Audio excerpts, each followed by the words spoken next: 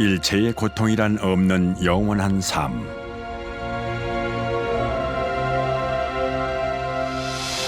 부처님이 머무는 불국토의 세계가 그곳에 있었습니다.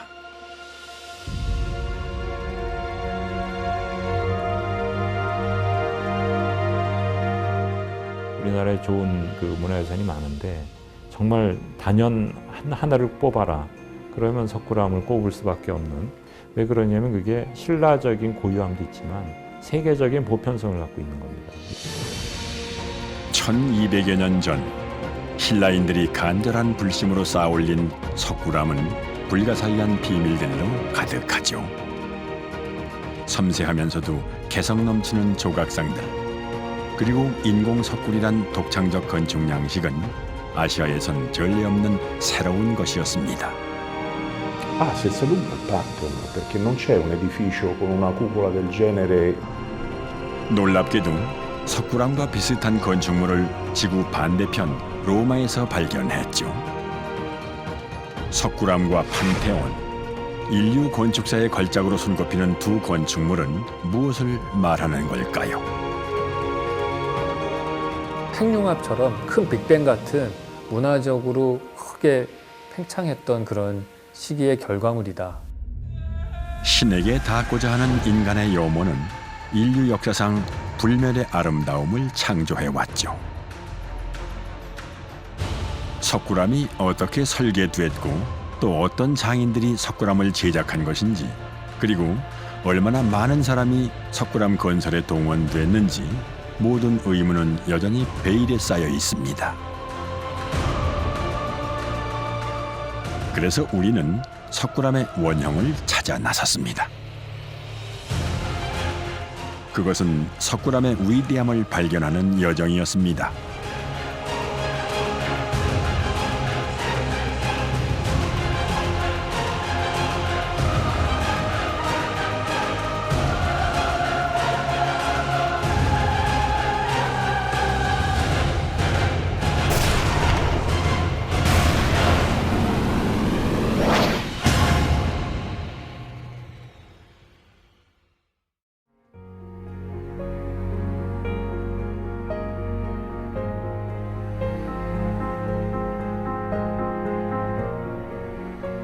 해발 565m 경주 토함산 기슭에 건설된 작은 불국토. 세속과는 천연히 동떨어진 그곳에 석굴암이 있습니다. 석굴암을 보호하려 세운 전각의 연문으로 들어서면 누구나 두 손을 합장하고 한 곳을 응시하게 됩니다. 1200여 년 전의 시간과 조우하는 순간이죠. 석굴암 입구를 좌우로 지키고 있는 건 불법을 수호하는 8명의 팔부신중. 부처님의 완전무결한 세계로 가려면 동서남북 사방에서 마귀의 습격을 막고 중생을 바른 길로 인도하는 사천왕상을 지나쳐야 합니다. 부처님인 본전부를 중심으로 석굴암 내부를 장식한 존상은 총 38구, 본래 49에서 2구가 유실됐죠. 본전부를 에워싸고 있는 건 부처님의 제자 중 수행과 지혜가 뛰어났다고 알려진 10명의 제자들. 이들은 마치 부처님께 공양을 드리며 불법을 듣기 위해 앞으로 이동하는 것처럼 느껴집니다. 생김새가 살아있는 듯 이국적이며 개성이 넘치죠.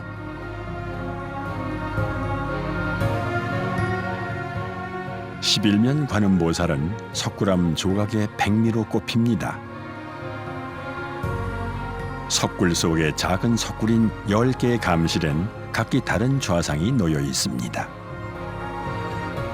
그리고 이 모든 존상의 중심에 석굴암의 주인인 본전불이 자리합니다. 카필라국의 왕자로 태어났지만 모든 영화를 버리고 자비와 구원의 존재가 된 고타마 시타르타 부다. 석굴암은 이 한 분을 모시기 위해 조성됐습니다. 당시 신라의 재상이었던 김대성에 의해서였죠. 안과 밖은 엄연한 석굴의 형태를 취하고 있지만 사실 석굴암은 인위적으로 만든 인조 석굴입니다. 석굴암의 겉은 바위돌과 흙으로 덮여 있습니다. 암벽을 파서 만든 일반적인 석굴이 아니죠. 실체를 감추고 있는 바위돌과 흙을 걷어내면 비로소 석굴암의 본 모습이 드러납니다. 수백 개의 화강암을 조립해서 만든 석조 사원입니다. 석굴암은 반전의 미학이 있는 거죠.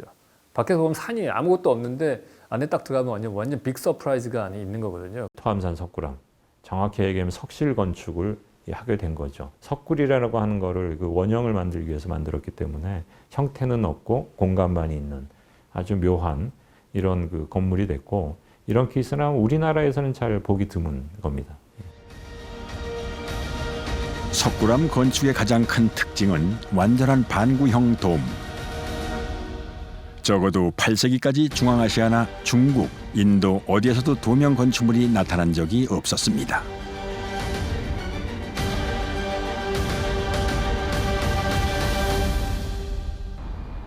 그렇다면 신라인들은 어떻게 도명 건축물을 생각해낸 것일까요?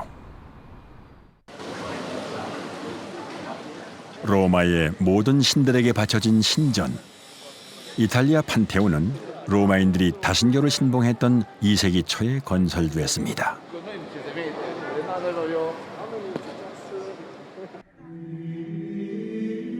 판테온을 세계적인 건축물로 만든 건 천정의 거대한 돔. 지름 43.3m의 반구형 돔은 도명 건축의 시초라 불리죠. 판테온이 건축될 당시 로마 제국은 최전성기를 누렸습니다. 제국의 영광을 과시하기 위해 세상에 없는 건축물들이 탄생했고, 거기엔 경이로운 토목 기술이 총동원됐습니다. 원통형의 본당 내벽에는 당시 다신교였던 로마의 중요한 신들이 모셔져 있습니다. 판테온은 신을 향한 인간의 열망이 얼마나 위대한지 보여줍니다.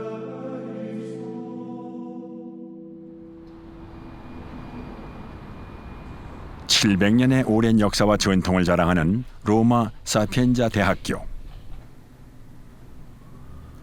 우리는 저명한 건축학자인 침볼리 교수에게 석굴암의 사진과 평면도를 보여주었습니다. 그는 이전부터 석굴암에 큰 관심을 기울여 왔습니다.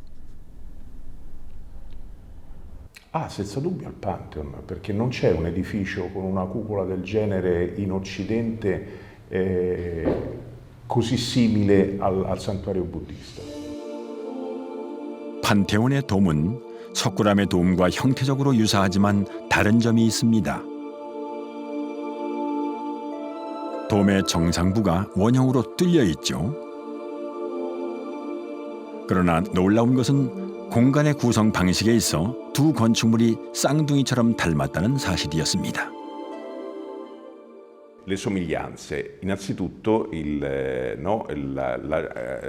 l'accostamento tra le forme geometriche, del cilindro con la sfera e con un atrio rettangolare. Dal punto di vista tipologico, senza dubbio non ci sono precedenti in Oriente in una cosa del genere, ma ci sono in Occidente appunto con il Pantheon. 평면도를 겹쳐보면 유사성은 더 뚜렷해집니다. 석굴암과 판테온은 진입 공간이 장방형이고 주 공간이 원통형인 전방 후원형 구조입니다. 또 진입 공간의 지붕은 일반 건물의 지붕처럼 평면적이지만 성스러운 신의 영역인 주 공간의 천정은 도형 지붕을 취하고 있다는 점에서 일치하죠. 건축에 적용된 비례 관계는 신기에 가깝습니다. 두 건축물 모두 주 공간의 지름이 높이와 동일합니다. 내부에 큰 원이 그려지죠.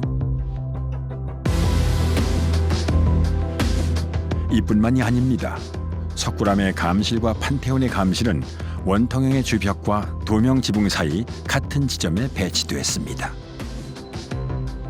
다른 점이라면 석굴암의 감실에 보살상이 있다면 판테온의 감실엔 로마의 황제와 유명한 예술가들의 무덤이 안치되어 있다는 것이죠. 감실은 주벽과 도명 천정을 구분짓는 경계선이면서 천정을 붕 떠 있게 만드는 시각적 효과를 제공합니다. 도명 천정은 건축공학적 진보, 그 이상의 의미를 내포했습니다. A che livello i romani fossero pienamente consapevoli di questa cosa è ancora tutto da capire, che è quello che meglio poteva, no, dare l'idea di uno spazio senza confini sostanzialmente, perché uno spazio a base quadrata, no, fa vedere degli spigoli che delimitano con delle superfici piatte un qualche cosa che fa sembrare. 돔은 인간이 만들어낼 수 있는 하늘에 가장 근접한 실체였습니다.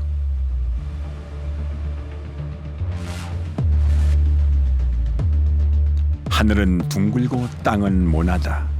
고대 아시아인들의 우주관이 석굴암에서 실현됐습니다. 신라인들이 도명 천정으로 불교적 우주가 살아 숨쉬는 공간을 구축한 것입니다. 이 땅과 하늘을 표현하는, 그리고 완벽한 세상은, 특히 부처님의 세상은 완벽하기 때문에 그건 원형으로 이렇게 표현하려고 했던 것들이 아마 동서를 막론하고 비슷한 그 우주관을 가졌지 않았을까. 미감에 있어서도 동서양은 비슷한 점이 있었습니다. 비트루비우스의 균제 비례는 인체에서 가장 아름다움과 안정감을 주는 비율을 말합니다. 이는 석굴암에도 적용됐죠. 본전불 좌대의 지름을 기준으로 석굴암 주실의 너비는 좌대 지름의 2배, 전체 길이는 4배가 됩니다. 중간 통로인 비도의 너비를 한 변으로 하는 정삼각형의 꼭지점은 좌대 상단에 맞닿아 있죠.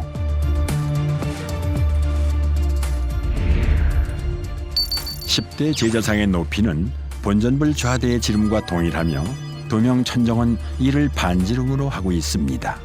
이러한 완벽한 비례와 균형이 궁극적으로 석굴암의 아름다움을 자아내는 중요한 열쇠로 작용하고 있죠. 서양은 밖에서 건물을 바라보는 게 중요한 겁니다. 그러니까 어떤 규칙 비례감으로 쓸지, 황금 비례가 뭔지 그런 계약적으로 짓게 되는 거고, 동양은 항상 안에서 바깥 보는 경치가 더 중요하기 때문에 계약적인 패턴에 의해서 평면도가 결정되지가 않아요. 완전히 석굴암처럼 이렇게 완전히 판테온처럼 돼 있는 그런 구조는 저는 본 적이 없거든요. 판테온은 석굴암보다 600년이나 앞서 건축됐습니다. 그렇다면 판테온이 석굴암의 모델이었다고 볼 수 있을까요? 이 물음에 로마 사피엔자 대학교의 침벌리 교수는 실크로드 전파서를 내놓았습니다. Dopo Alessandro Magno è con Augusto che la forza dell'impero romano attraverso il commercio fa sì che quella strada continui a essere percorsa da occidentali verso oriente e viceversa, perché è testimoniato sia al tempo di Augusto che di Adriano che al tempo di Costantino.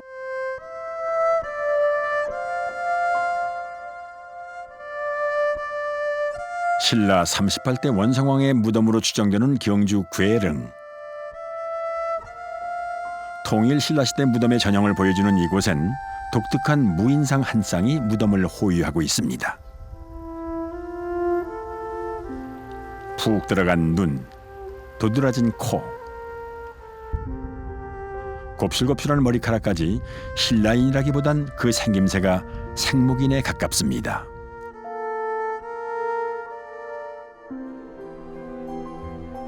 신라시대의 유적인 경주 곳곳에는 실크로드를 통한 교류의 증거들이 암호처럼 숨겨져 있죠.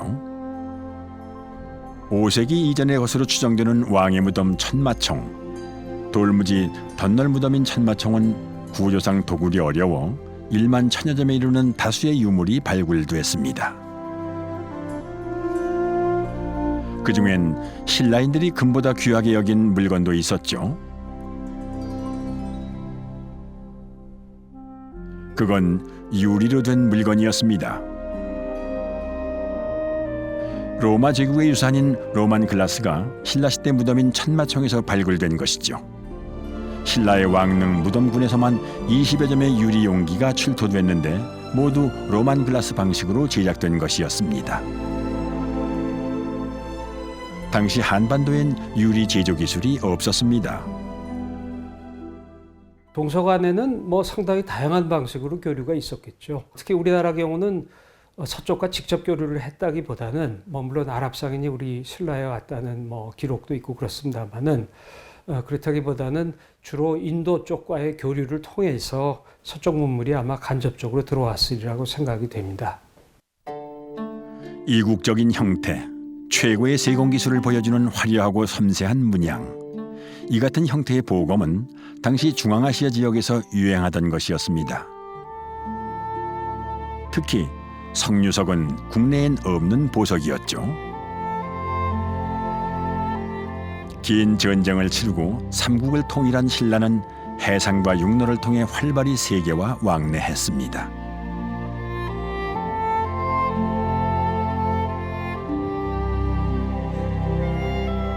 특히 육상 실크로드는 인류 최대의 무역로이자 동서양 문화 교류의 통로였습니다.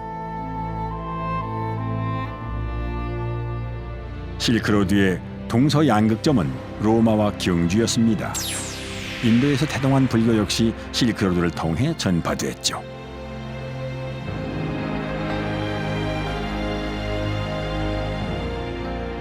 불모의 땅 차르타그, 인도 힌두쿠시 산맥을 넘고 파미르 고원을 지나 중국 본토로 넘어가는 길목. 그 차르타그에서 만나는 첫 오아시스. 불타는 의미의 키질에 들어서면 수백 개의 석굴들이 나그네들을 맞습니다. 키질 석굴은 3세기에서 9세기에 걸쳐 조성되었습니다. 인도의 수행자들은 우기를 피하려고 석굴을 새로운 수행 공간으로 삼았습니다. 그 석굴 사원이 중국으로 전해졌죠. 가장 중요한 것이 가령 경전에 나오는 석굴들이 많습니다. 가령 대표적으로 관불산매해경 제6품에 보면은요, 동령을 항복받아서 그 불영상을 남기고 했던 그런 일이 있습니다.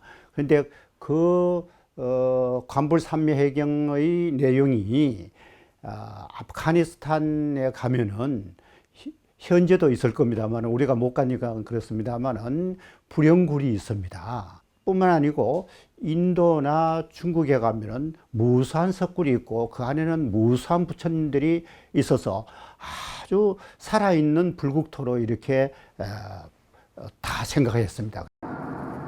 실크로드를 통해 전해진 석굴이라는 새로운 건축 양식은 중국 내륙으로 점차 더 번져나갔습니다. 4세기부터 천년에 걸쳐 건설된 둔황 석굴은 그 숫자가 무려 1,000개에 달합니다. 인도와 중국엔 석굴을 파기에 적당한 사암이나 석회암 지형이 많죠. 암벽을 뚫고 들어가 만든 석굴은 영원히 변하지 않는 불교의 이상적 건축 공간이었습니다. 석굴 사원의 건설 붐은 수세기에 걸쳐 지속됐습니다. 수천 킬로미터의 암벽을 따라 몇백 년의 시차를 두고 조성된 석굴 내부엔 시대와 문화의 지층이 쌓여갔죠. 문명의 번영과 쇠퇴의 과정이 불교 회화와 조각 예술로 승화됐습니다.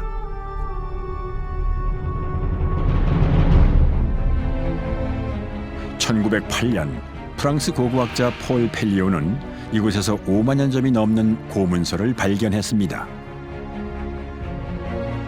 그 속에 신라시대 해처 스님의 구법 여행기인 왕호 천추국전의 일부가 있었죠. 수세기 동안 동방의 불제자들과 학자들에게 실크로드는 경전과 불교의 원형을 찾아가는 구법의 길이었습니다.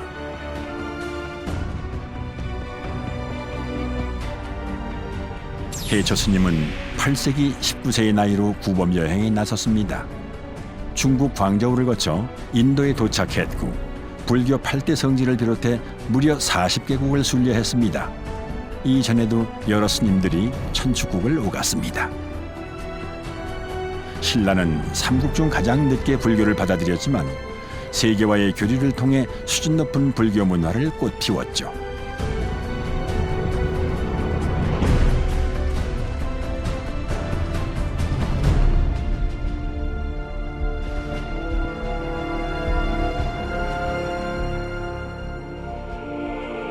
험준한 추령을 넘어야 다다를 수 있는 함월산.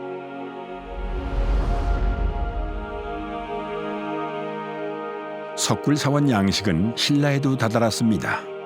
한국 유일의 석굴사원 골굴사가 그 대표적인 사례. 12개의 예배 석굴을 따라 올라가면은 가장 높은 곳에 마의 열의 좌상이 세상을 굽어보고 있죠. 풍화작용으로 마모가 심하지만 한없이 자애로운 미소가 은은하게 흘러나옵니다. 관음전의 기와집 전실은 전형적인 석굴 가람을 고스란히 보여줍니다. 겉은 인공물이지만 내부는 벽도 천장도 모두 돌로 이루어진 자연 석굴이죠. 골굴사의 석굴 중 가장 넓은 법당으로 관세음 보살을 주불로 모시고 동굴 벽면에 감시를 파 108관음 보살상을 모셨습니다. 골굴사의 바위는 비교적 암질이 약한 응회암. 무수한 불교 건축물들 가운데서도 석굴사원에 대한 신라인들의 열망은 강렬했습니다. 중국의 키질이나 둔왕처럼 웅장한 석굴을 갖기를 원했죠. 그러나 한반도엔 거대한 암벽도 없었고 암질 또한 단단한 화강암이 대부분이었습니다. 제2의 석굴암이라 불리는 구미 삼전 석굴. 이 석굴은 700년 전후에 조성된 것으로 추정됩니다. 굴을 깊게 파지 못해 안쪽 벽에 삼전을 모셨습니다. 굴을 파서 조성했지만 규모도 작고 그 인공적인 정교함은 인도나 중국의 것과 비교해 훨씬 못 미치는 것이었죠. 간절한 염원으로 불국토를 건설하려 했던 신라인들의 바람을 충족시키지 못했습니다. 그 규모나 이런 측면에서 인도나 중국과 같은 그런 석굴을 만들기가 굉장히 어려운 상황이었거든요. 그런 상황에서 포기하지 않고 전혀 새로운 기법인 이렇게 축조식, 인공식 석굴을 만들어서 그런 석굴 사원을 조성했다는 것은 굉장히 창의적인 그런 문제 해결을 보여주는 그런 사례라고 하겠습니다. 신라인들은 굴을 파는 대신 굴을 만들기로 작정했습니다. 본전부를 중앙에 세우고 주변에 원형으로 안상석을 두릅니다. 곁을 맞댄 안상석과 안상석은 홈을 파고 나비 모양의 납을 끼워 기초를 단단하게 잡았습니다. 안상석 위로는 11면 관음상, 10대 제자상, 보살상, 제석천과 범천을 각각 세우고 비도에는 사천왕상을, 전실에는 금강역사와 팔부신중상을 세웠습니다. 주실 바로 앞에 연꽃무늬가 새겨진 팔각기둥을 세우고 전실과 비도의 판석들을 위로 첨좌석과 이맛돌을 올린 후 홍해석으로 팔각기둥을 단단히 지지했습니다. 주실 판석 위로는 감실을 만들어 결합하고 감실 중앙에는 광배를 배치했습니다. 주실 천정을 이루는 360여 개의 돌과 무게를 분산시켜 무너짐을 방지하는 돌못은 과학적 건축 기법을 잘 보여줍니다.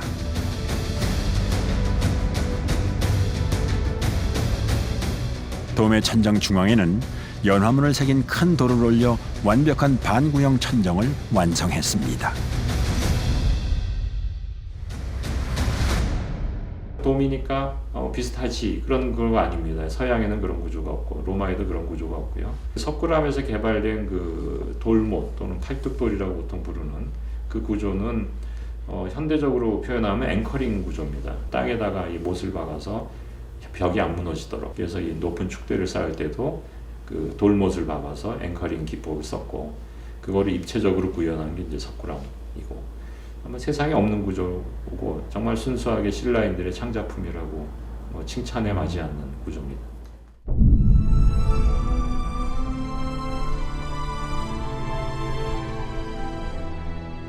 석굴암의 아이디어를 구법 여행에서 돌아온 스님이 전해준 것인지 아니면 생목인이 전해준 것인지는 알 수 없습니다.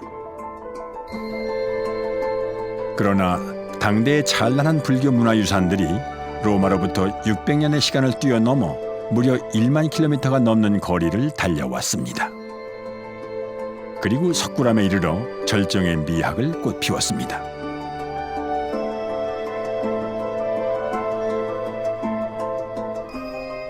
로마인들이 추앙했던 판테온의 초현실적인 우주가 경주에 다다라 신라인들이 꿈꾸던 부처님의 세계로 완벽하게 구현되었습니다.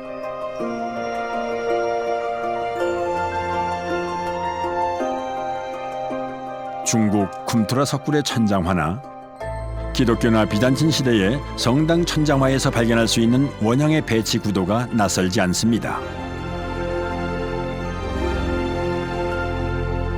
본전부를 둥글게 에워싸고 있는 10대 제자상의 구도가 혹시 중국이나 서역의 천장화에서 영감받은 것은 아닐까요? 10대 제자의 명칭에 대해서는 학설이 분분하지만 이들이 체계적이면서 조화롭게 배치되어 있다는 사실만은 분명합니다.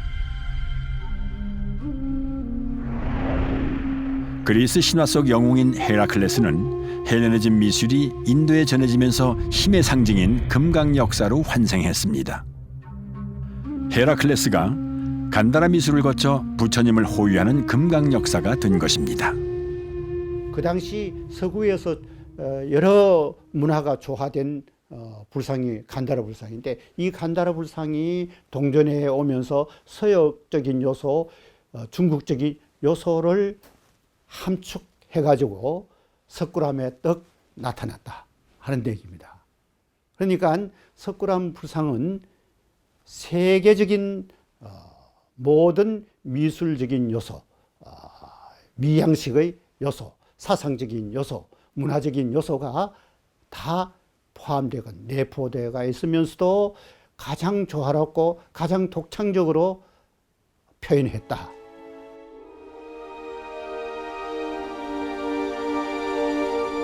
신라 역사의 시작과 끝이 있는 곳 경주 남산. 불교를 통해 사상적 통일을 이룬 신라인들은 불국토에 태어나길 기원했고 자신들의 세계를 불국토로 만들길 원했습니다. 그런 신라인들의 염원이 그대로 반영된 사찰이 불국사였습니다. 석굴암을 지은 이로 알려진 김대성은 동시에 토암산 서남쪽에 불국사의 건설을 추진했죠. 석굴암이 부처님의 깨달음의 순간을 구현했다면 불국사는 현실 세계에 옮겨놓은 불국토였습니다. 극락전, 대웅전, 비로전, 관음전, 이렇게 4개의 독립된 영역으로 이루어졌는데 각 영역은 크기가 다를 뿐 아니라 지면의 높이 또한 달랐습니다. 다른 영역으로 가기 위해선 반드시 계단을 올라야 하죠. 불국토에 이르는 길은 험난하니까요. 부처님이 계신 곳으로 가는 33개의 계단을 오르면 대웅전 앞에 석가탑과 다보탑이 극명한 대비를 이루면서도 잘 어우러져 있습니다. 석가탑이 남성적이라면 다보탑은 여성적이죠.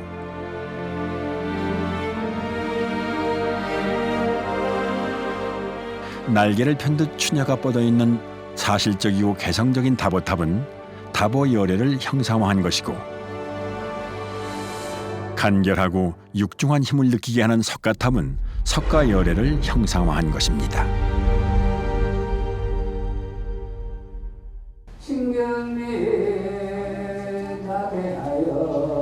불국사는 신라를 부처님의 나라로 만들겠다는 의지에서 비롯됐죠.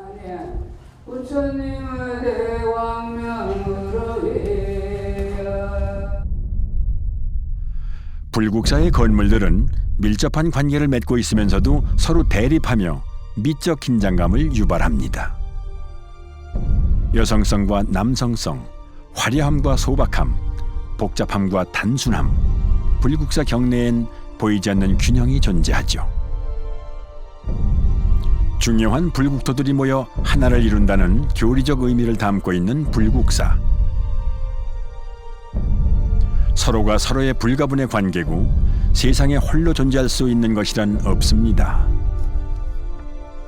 불국사는 건축으로 지어진 하나의 거대한 경전이며 불교의 우주관을 재현한 만다라였습니다.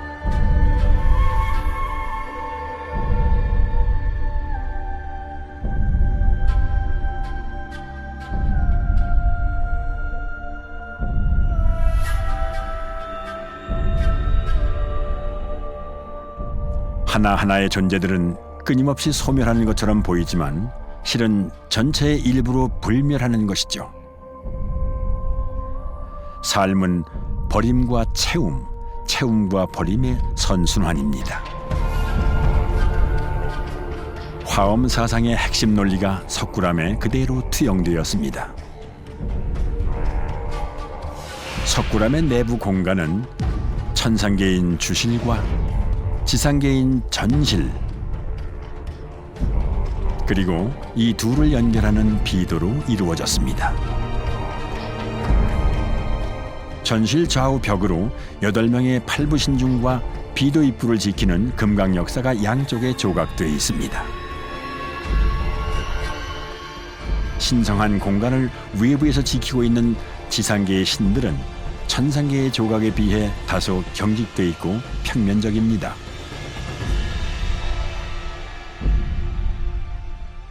석굴의 대칭 구조입니다. 그런데 이 석굴은 어떻게 되어 가느냐니까 팔부종상들은 뒤에 있는 본尊이나 보살상들의 그런 이상적인 사실적인 조각보다는 인체의 모습을 재현했는 그러한 이른바 사실적인 현실적인 그러한 모습을 많이 갖추고 있습니다. 그래서 그것은 대칭적인 것이죠. 조화를 이루고 체계를 이루면서 이른바 각자의 개성을 잘 나타내고 있다. 이렇게 보시면 되겠습니다. 조화 속에 대칭이 있고 대칭 속에 조화가 있다. 비도를 지키는 금강 역사는 바로 팔을 휘두를 것처럼 역동적이고 생생합니다. 굳게 틀어진 무쇠 주먹과 과장된 표정은 단단한 화강암 조각이라고 믿기 힘들 정도의 미감을 보여줍니다.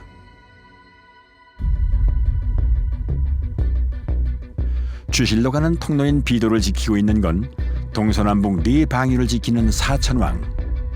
그들은 괴수를 짓밟고 서 있죠. 사천왕의 발밑에 깔린 괴수들은 제각기 표정과 자세가 다 다릅니다.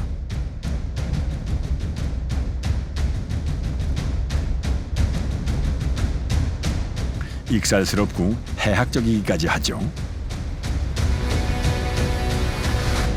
존상의 명칭에 대해선 학설이 분분하기 때문에 문명대 명예교수의 자문으로 존상 배치도를 그려보았습니다. 본전부를 중심으로 한 천상과 지상의 질서가 정연하게 펼쳐져 있습니다. 좁은 비도를 지나야 본전불이 계신 천상계, 자비와 지혜의 공간, 구원의 시간이 흐르는 주실로 들어섭니다. 본전부를 감상하기에 앞서 유리벽 너머에선 시야에 들어오지 않는 보살과 10대 제자상부터 둘러보기로 합니다.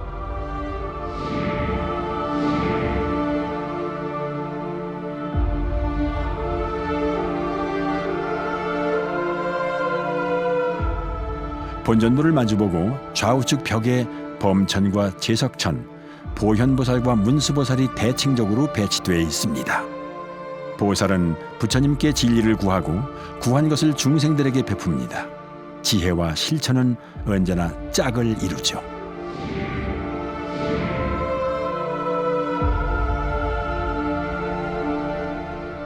신라의 예술가들은 기물과 의상으로 끊임없는 변화를 일궈냅니다.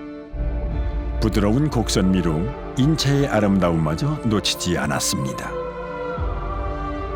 손에 쥔 경책에는 어떤 글귀가 쓰여져 있을까요? 지금 어떤 명상에 잠겨 있는 걸까요? 표현과 예술성에 있어 세계 불교 미술사에서 높이 평가받고 있는 10대 제자상입니다.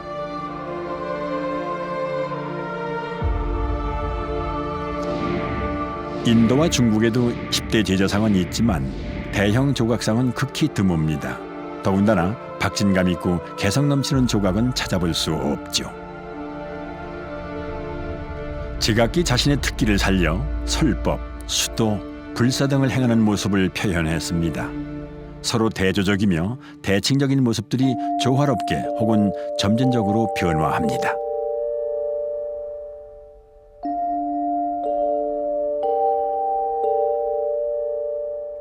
의상의 표현, 자세와 표정, 시선의 방향, 손발의 저리까지 어느 것 하나 똑같이 표현된 것이 없습니다. 숨결을 부여받은 조각상들은 정지된 시간 속에서 살아 움직입니다. 10대 제자상에서 신라 예술가들의 상상력이 빛을 발합니다. 투박한 신발을 신은 제자는 설산이 고향일까요? 매부리코처럼 굽어진 콧날은 외국인처럼 보입니다. 10대 제자들을 표현하는 데 있어서 마치 외국인 같은 인도 승려들을 환기하는 형상들을 강조해서 표현하고 그런 것들은 상당히 중국에서 이렇게 잘 찾아볼 수 없는 우리 신라만의 상당히 독창적인 아이디어가 반영됐다고 할 수 있고, 거기에 나름대로 신라 사람들의 인도인에 대한 인도 스님들에 대한 상상력이 발현됐다고 할 수 있겠죠. 본전불 바로 뒤에 있는 11면 관음보살은 11개의 얼굴을 가지고 있는 자비의 화신, 화려함과 섬세함의 정수를 보여줍니다. 염주를 쥔 손가락의 자태, 정병을 든 우아하고 고고한 몸체. 그러나 예술성의 극치는 고운 얼굴 위에 자리 잡은 11면의 작은 얼굴들이 있습니다.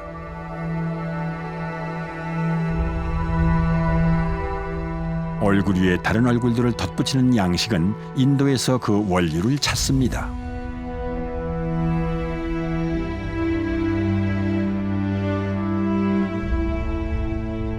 대지와 하늘의 중간, 벽을 두르고 있는 10개의 아치형 공간들은 석굴암만의 독창적인 양식은 아닙니다. 인도나 중국의 사원에서도 흔히 나타나죠.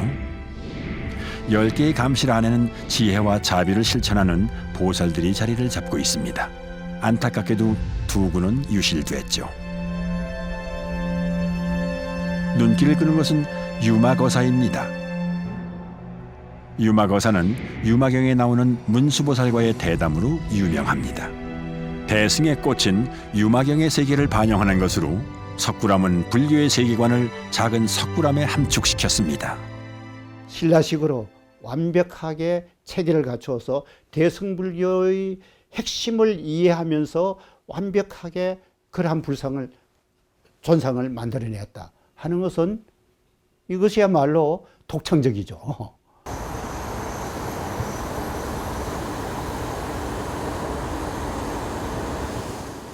화강암은 가장 한국적인 돌입니다. 우리나라에서 나오는 석재의 90%가 화강암이죠.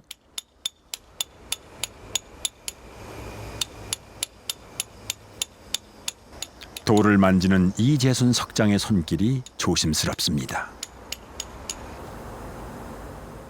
평생을 만졌지만 여전히 어려운 돌이 화강암입니다.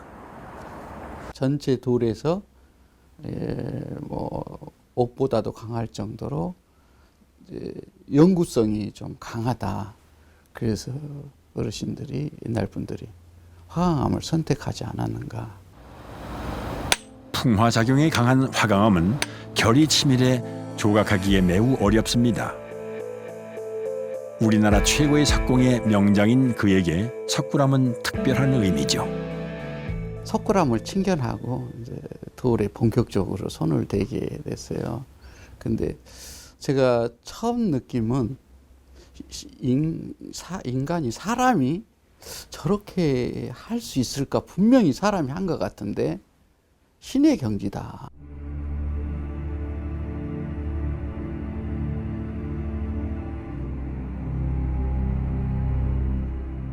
이재순 석장이 꼽는 석굴암 최고의 미감은 무엇일까요? 옷이 천이가 그러니까 그 가사나 천이가 가렸는데 그 속에 신체가 그냥 드러나 보이는 거예요. 그건 굉장히 어려운 기법입니다. 기법이. 처음에는 그냥 대단하다 뿐인데 시간이 갈수록 한 가지씩 답을 주는 거예요.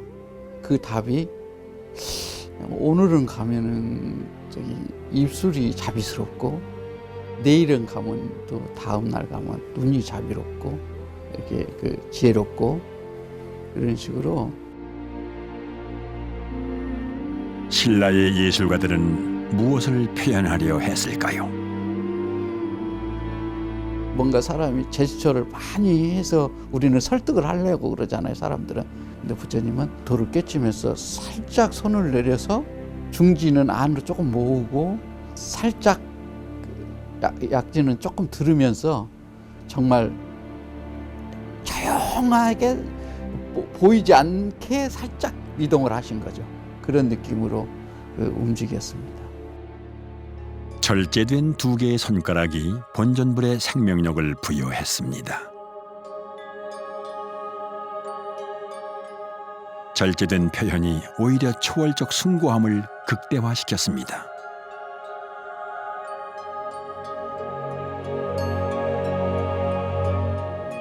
석굴암 본전불상은요, 아주 장육존상의 위험찬 모습에서 느끼는 그러한 강력한 힘과 얼굴에서 나타난 아주 그 내면에서 뿜어나오는 그러한 열반의 그러한 조화로운 미소가 아주 잘 담아있는, 잘 표현되어 있는 그러한 인류 최고의 글작품이다.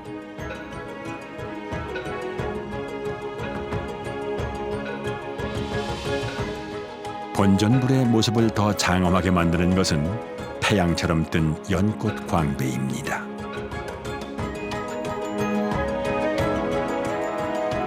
엄밀히 말하면 타원형인데다 연꽃잎도 위로 갈수록 점점 커지죠. 보통 머리와 신체에 붙여 표현하는 광배. 그런데 왜 본전불의 광배는 벽면에 붙어 있는 것일까요? 참배자의 시선을 고려한 겁니다. 키 170cm의 참배자의 입장에서 정밀하게 계산되고 설계됐기 때문이죠.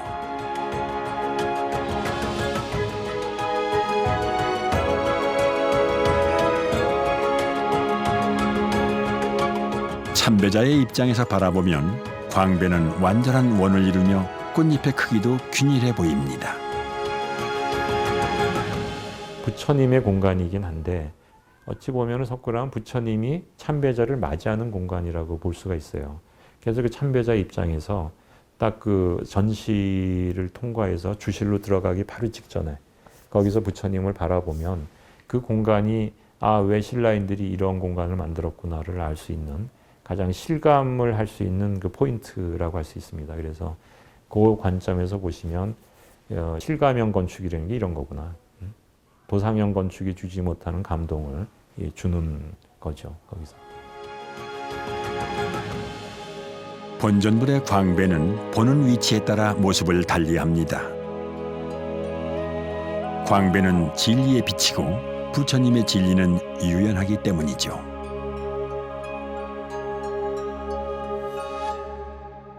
석굴암 연구의 그 권위자셨던 고 황수영 박사님은 어떤 분이 석굴암이 가장 아름다울 때가 언제입니까? 라고 물어보셨을 때 아무런 달빛도 없는 그런 금음날 캄캄한 밤에 본존불 부처님의 앞뒤로 촛불을 하나씩 켜놓고 그 전실에 이렇게 앉아 있다 보면 어둠 속에서 점차 석굴암이 모습을 드러내는 것이죠.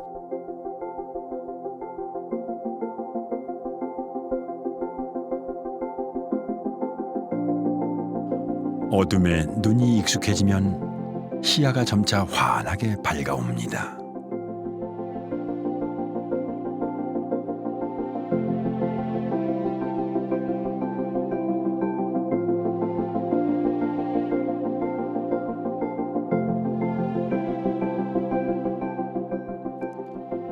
머릿속으로만 떠올렸던 부처님을 실제 마주하는 순간이죠.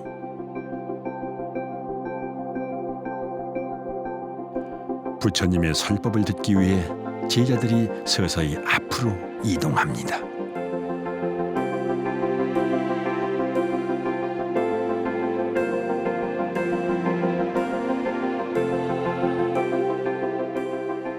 깨달음을 얻으려는 고뇌와 허무의 순간들은 너무 인간적이어서 세속과 천계의 경계를 허물어 버립니다.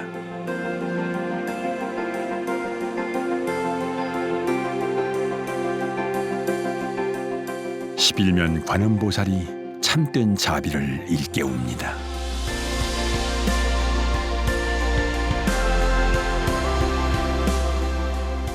본존불은 함부로 범접하기 힘든 위엄으로 경외심을 불러일으킵니다. 참배객들은 신라의 예술가들이 완성한 아름다움과 자비의 공간 속에서 부처님과 한 몸이 되는 초월적인 체험을 경험합니다. 여기에 석굴암의 위대함이 있습니다. 심미적이라고 하는 것은 만족감을 준다는 것입니다. 우리 불교식으로 얘기한다면은 우리 안이비 설신의의 그가 좋다는 거죠. 보통 미술품들은 그냥 피상적인 아름다움에 그치는 경우가 많지만 석굴암은 정말 미묘하고 신비롭게도 그런 아름다움의 구현을 통해서 그 이상의 초월적인 경험을 가능하게 하는 데 있다고 할 수가 있습니다. 마음속으로 이렇게 가슴에 손을 얹고 우리 건 정말 얼마나 보았는가, 보고 있는가. 그러면 석굴암이 보일 겁니다. 정말 그 석굴암이 세계적인데 그 세계적인 걸 우리는 놓치고 있지 않는가. 문명이 소용돌이친 자리엔 세월을 이겨낸 기념비적인 유산이 남아 인간 역사의 위대함을 일깨웁니다.